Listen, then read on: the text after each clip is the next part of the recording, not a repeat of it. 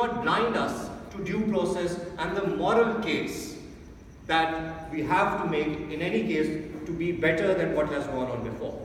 On the practical plane, we said to you that you want to pay reparations, but why do you want to pay them to the state? That's a perfectly valid question, because the state is the greatest beneficiary of colonial structures. They said, well, you pay the state taxes, and Umar said, well, you argue writs before the High Court every day. Fine, we do. But the burden on them was not to show you what already happens, but to prove to you how on the moral and the practical plane why this additional measure must take place. Why should we give greater moral authority to the state? They can't prove their case by saying, well, we already pay taxes and we already argue writs before the High Court.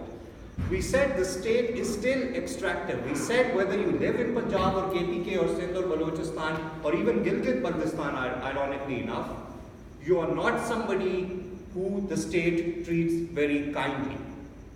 And we also said to you specifically that this will breed resentment. Why? Because the states as they exist in the post-colonial world will always apply power unevenly between ethnic, linguistic and along religious lines.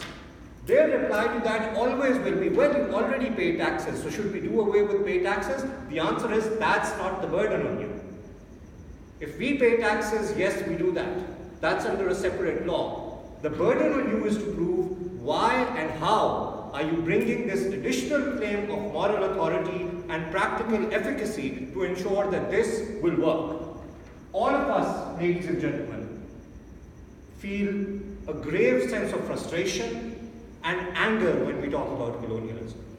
The solution is, how do we best remedy it? Do we remedy it, as by Hamad said to you, that we start treating those who suffered and those who were the colonized people as collaborators, and we again give the benefit to the state, which we already said is the greatest beneficiary?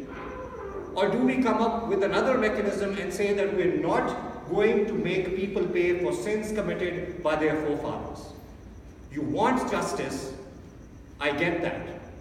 But this is not the way to go about it. And it's about time we stop punishing people just because we feel angry that they have done something and we can't do anything about it. Thank you.